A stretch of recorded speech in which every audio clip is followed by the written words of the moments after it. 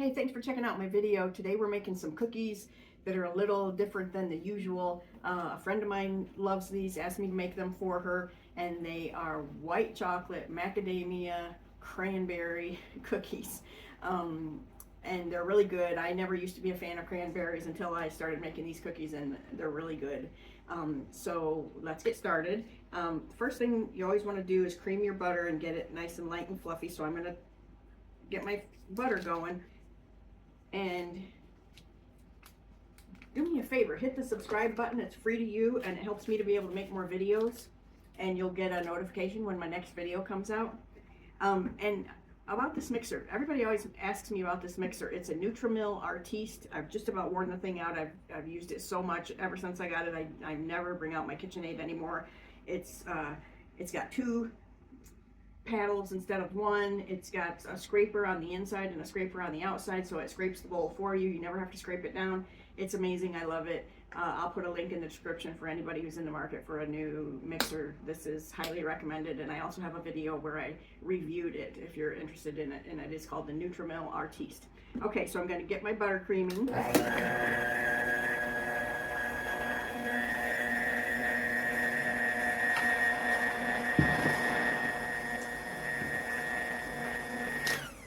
I'm going to go ahead and put my sugar in there, and then like I said, I'll be back. But I need 3/4 cup of brown sugar. It's half a cup.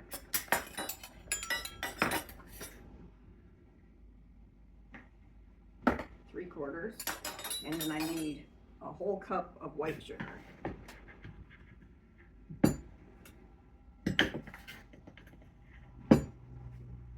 Okay, so I'm going to be back in just a minute with a different angle on the camera. Okay, so we creamed our butter and our sugar for a couple minutes, and now I'm going to add the eggs one at a time. And you want to try to mix each ingredient, a little bit. Everything you add, give it another mix. Don't over mix it. And I've sped up this video so you can't really tell exactly how long I'm mixing, but you just want to make sure each thing that you add gets well incorporated. Adding the vanilla there. And now I'm going to add the flour and the baking soda. And I don't like to dirty another bowl to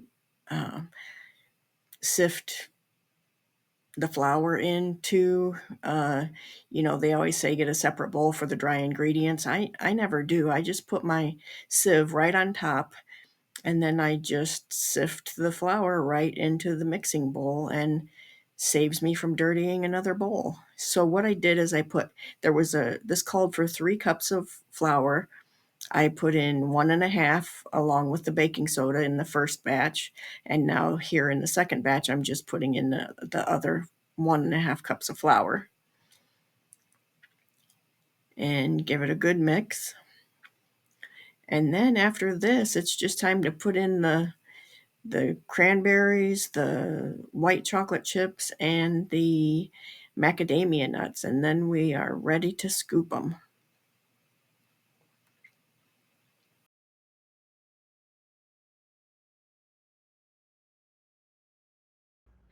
Okay, so our cookie dough is ready. I'm going to scoop them out onto this cookie sheet, but I wanted to show you, I'm not sure if a lot of people even know that you can buy a bigger cookie sheet that still fits in your oven. These are the cookie sheets that I used to use, a standard, normal size. And these are the ones I use now. I don't want to say they're twice as big. They're almost twice as big, but they fill my complete whole oven. There's no room, and they fit perfectly, but I can bake so many more cookies at a time than doing them in small batches on the smaller pan. So if anybody's interested in getting any of these pans, I'll put a link to Amazon. I get a very small commission, but I just want to let people know because it's so handy when you're baking cookies. If instead of doing 12 at a time, you can do 18 or 20 at a time. So anyway, we're going to get scooping now. I always use a cookie scooper so that they come out pretty uniform.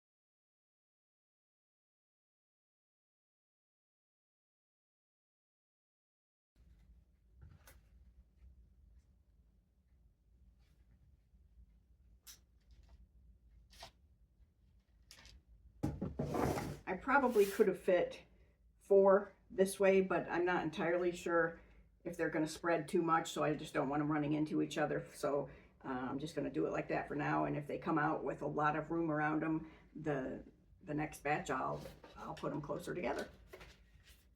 This is going in a 350-degree oven for about 10 minutes.